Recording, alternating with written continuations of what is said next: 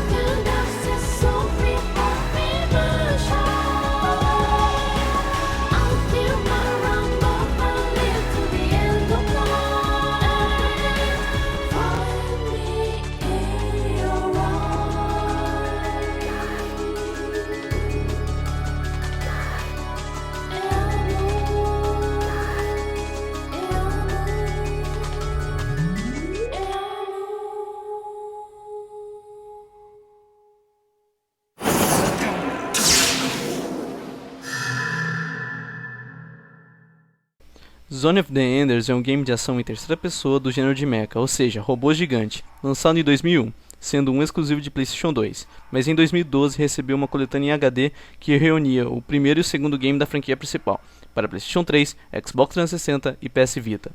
Ambos os games são criações do grande Hideo Kojima, criador da série Metal Gear, tendo como parceria o estúdio de animação japonesa Sunrise, que trabalhou em animes como Cowboy Bebop, Code Geass, Gundam, entre outros. Destaque para esta equipe para Nobuyushi Nishimura, que havia trabalhado na série Gundam X e trabalhou no game como Character Design.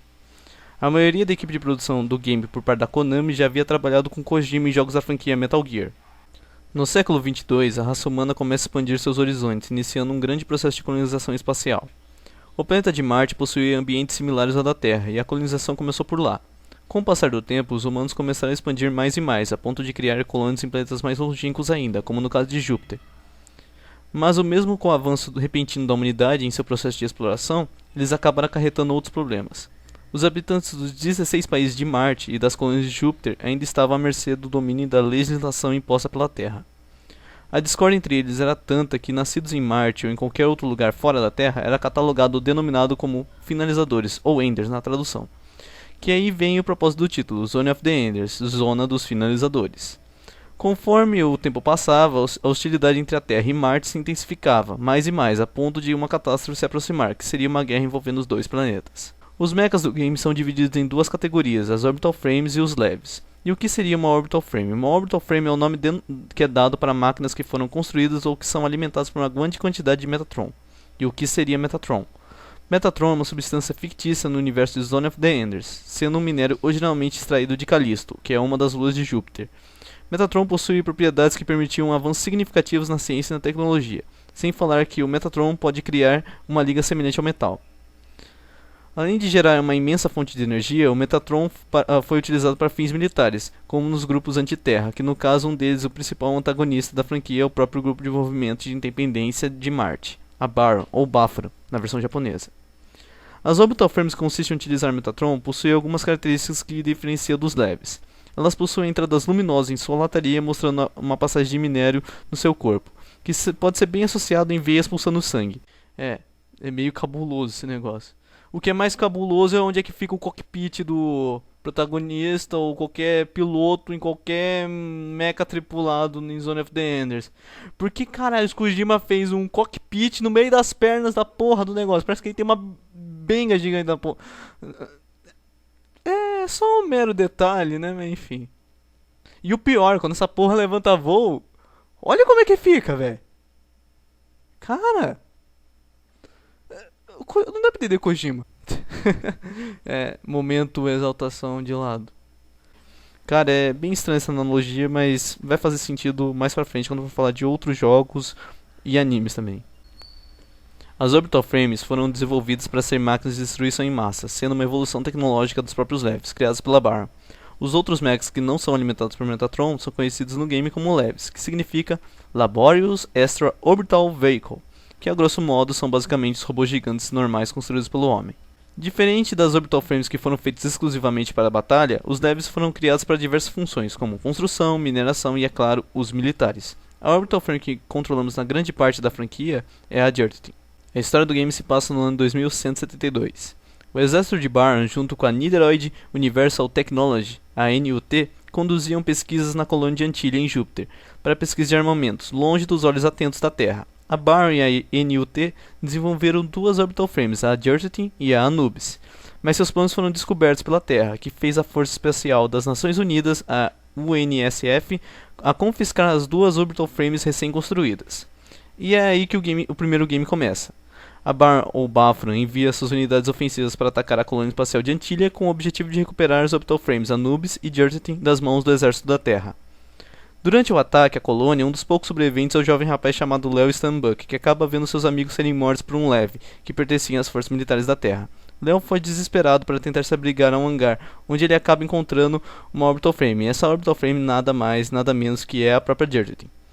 Ao entrar na máquina, a inteligência artificial de Dirty, conhecida como AIDA, acaba ligando, pondo o garoto imediatamente para o fogo cruzado contra o Raptor, que seria um leve não tripulado, um dos inimigos mais comuns e mais fracos do game. Após a batalha, Leo acaba encontrando com a oficial da Baron, Viola, que o ataca. O combate é breve, pois Viola acaba recuando por ordem do seu superior. Durante a luta, Viola percebe que quem pilota a Dirty é um garoto, e isso acaba ferindo tanto o ego dela, a ponto dela ser um dos inimigos que mais vão dar trabalho para o protagonista durante todo o jogo. Após esses transtornos, Leo recebe uma mensagem de Helena Windberg, que diz ser a comandante de uma nave de transporte civil, a Atlantis. Ela diz ao rapaz que ele é o único no momento capaz de levar a Orbital Frame para sua nave e assim evitar mais danos à colônia. Então Leo se vê forçado a entrar nessa guerrilha e com a ajuda de Aida ele tenta completar sua missão. E por mais que a história pareça ser legal, ela é muito fraca, sem falar que o jogo não te explica nada simplesmente. Não se explica o que é a Orbital Frame, o que é a Baron, tudo isso acaba sendo empurrado para o próximo game. As informações que eu tirei agora sobre o conceito do game foram tiradas do manual do segundo jogo, mas isso não é nada de um spoiler, isso foi fatos que ocorreram antes do próprio game. Então, chega de chatice. Bem, o protagonista, na minha opinião, ele é muito bobo, imaturo e chato. Leo lembra muito o Shinji de Neo Genesis Evangelion. Sua motivação e história são semelhantes à do Shinji. Ele só se salva, ele só não fica um personagem maçante para a história devido à sua interação com Aida, que por incrível que pareça, esta inteligência artificial tem um papel muito importante nos games. Ao lado de Leo e de Aida, por durante grande parte do game, eles terão a companhia de Selvice Kanian, que é amiga de Leo. E ela será responsável de auxiliar o Leo a ponto de dar um objetivo pessoal ao garoto para que continuasse sua missão. E como o game funciona? Nele toda a gameplay se passa no ar, dentro da Dirty. Nela temos a liberdade de se movimentar para qualquer lado, executar ataque a longa distância com os disparos a laser do próprio mecha, e ataques corpo a corpo, com a espada que se localiza no antebraço de Dirty. Utilizamos armas que encontramos no decorrer das fases, e na maioria das vezes precisamos pegar um código com algum inimigo para utilizá-las. Os inimigos do game possuem poucas variações, entre elas são apenas 3. A primeira é o Raptor. Raptor, basicamente como dito antes, é o inimigo mais fraco do game. Ele possui algumas espécies de sabre de luz entre seus braços que usa para atacar corpo a corpo, e ele também utiliza algumas armas que você carrega também durante a batalha. Ele é um personagem frágil, mas ele em si é tipo o match do Mega Man, ele possui várias variações. Dentre elas, as outras formas que eu irei dizer dos inimigos são referentes a umas evoluções ou até aprimoramentos do Raptor, beleza? Cyclops. Ele seria uma versão bombada ou frango com batata doce do Raptor. Ele possui uma armadura que o deixa mais forte e resistente, e também ele não utiliza armas, sendo um exclusivo de corpo a corpo. O único ataque a longa distância que ele possui seria um disparo de ar muito semelhante ao tiro da arma Gauntler, que pegamos no game. Mummyhead seria o atirador do grupo. Ele é um Raptor que possui uma espécie de escudo na frente, com 2 canhões acoplados em suas extremidades. Ele faz disparos em série, mas também utiliza um disparo que é uma rajada de laser contínuo, semelhante a um sabre de luz. Este cara é muito chato de você enfrentar. Se você for enfrentar um grupo que tenha Raptors e Cyclops, e esse Mummyhead, vá primeiro no Mummyhead, porque ele vai sempre te atrapalhar quando você vai tentar atacar qualquer inimigo. E um detalhe, ataque sempre as costas dele. O jogo é fácil, mas tipo, é uma dica que vale muito a pena vocês aceitarem. Beleza? Podemos agarrar nosso oponente e em seguida inferimos um soco extremamente forte. O cenário é destrutivo em certos pontos. Há algumas fases que você pode destruir completamente as cidades, prédios, em qualquer outro ponto do local, mas há outros que você tacar uma esfera de energia numa parede não vai causar nada. O jogo possui elementos de RPG, ou seja, você ganha XP para cada inimigo que você derrota, mas em si você não sente ou percebe uma evolução no personagem, já que Dirt não ganha nenhuma habilidade nova desse modo. Mesmo assim, o jogo é fácil, pode ser finalizado em 3 horas, sendo um game bem curto, muito curto. As músicas do game são boas, tendo uma pegada um pouco mais de eletrônica. O jogo possui missões de SOS, que se baseiam em derrotar alguns inimigos no cenário, evitando causar danos às construções. Caso você faça missões como um louco, homicida, destruidor de prédios e tals, a partir da metade do game ele irá se encerrar, colocando um final alternativo numa tela destruída, escrito The End, pois você acabou matando o cara que devia te ajudar mais pra frente no game. A movimentação do personagem é muito lenta, e isso prejudica muito na exploração do cenário, já que o game possui um sistema de leve trás semelhante ao do Resident Evil, que você consiste em voltar ao ponto já visitado para pegar algum item para abrir outra passagem. Cara, Dirt é muito lenta e isso atrapalha muito nessa localização dos mapas, embora o mapa em si do game seja dividido em algumas seções. Tem um mapa total da colônia e algumas localidades extras. O game faz uso do motor gráfico usado em Metal Gear Solid 2, Sons of Liberty. Para a época isso era muito bonito. Tecnicamente o primeiro game foi o mais fraco, mas apesar de tudo o game recebeu uma média de 8 nas reviews mundiais. Vendeu bem no Japão, com um total de 120 mil unidades vendidas. Isso se dá ao fato que o game já vinha com a demo do Metal Gear Solid 2 incluso. Com as vendas altas para um game estreante, foi garantido logo uma sequência que prometia corrigir os erros do seu antecessor. Então vamos para o próximo. Antes disso, para complementar a história ou bagunçar ainda, por que não, foram lançados 2 animes que contam histórias que ocorreram antes e depois do primeiro game. Entre elas são Zone of the Enders Dolores Ai e Zone of the Enders 2168 Idolo. Eu irei falar deles num outro vídeo, beleza? Em 2002 foi lançado Zone of the Enders The First of Mars, ou Zone of the Enders 2173 Testament.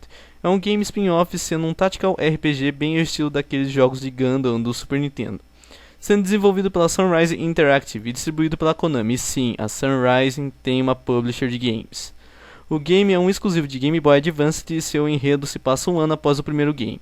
O game tem como protagonista o jovem rapaz Keig Midwell, que é um trabalhador da nave interplanetária Bonaparte 3, que durante uma viagem de rotina ele acaba avistando uma garota escondida em um dos porões de carga da nave. Mas antes que ele tente falar com ela, a nave é atacada por uma orbital frame desconhecida.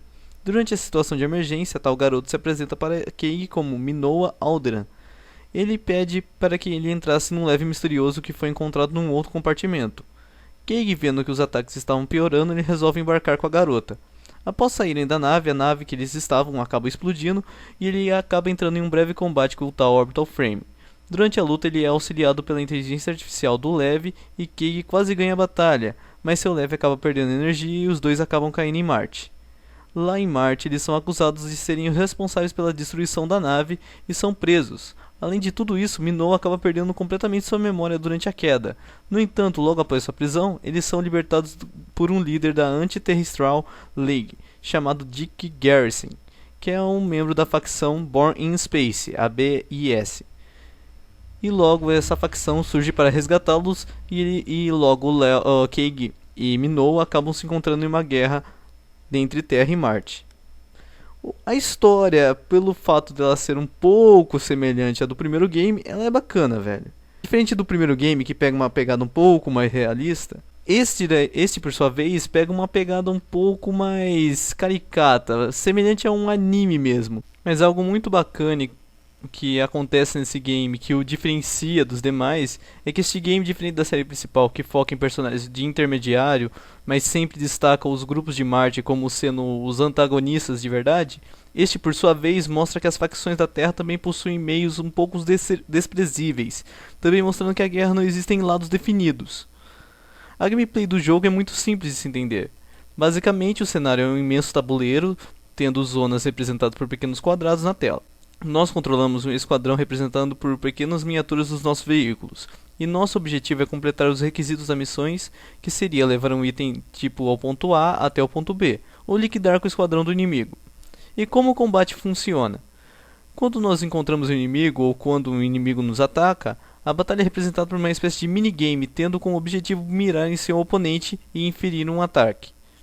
Caso você não consiga inferir um ataque no seu oponente, caso você não consiga mirar nele, vai dar como se fosse no Final Fantasy, por exemplo, um miss. Vai dar tipo a nave dando uma esquivadinha e escrito avoid, significando que você errou. Se caso você for atacado por esse inimigo, o processo do minigame é ao contrário. E em vez de você mirar no seu oponente, você terá que fugir da mira do seu oponente. É um processo bem legal, mas acaba se tornando um pouco repetitivo. Mas isso não tira o brilho do jogo. O jogo é bom e infelizmente ele não acabou vendendo muito. Então ele acaba sendo um dos títulos menos conhecidos do Game Boy até hoje. E bom pessoal, esse foi o último game que eu analisei. A segunda parte não vai demorar muito para sair, eu prometo. E eu espero que vocês tenham gostado. Aqui está na tela aí, vai estar a análise anterior que eu fiz, que é a análise do BlazBlue Alter Memory, que eu recomendo que vocês assistem, porque igualmente essa daqui deu um trabalhão para fazer. Eu estou fazendo com tudo que eu estou podendo fazer no momento, e sempre melhorando para vocês. E um outro vídeo que eu vou trazer também vai ser bem explorado, bem trabalhado também.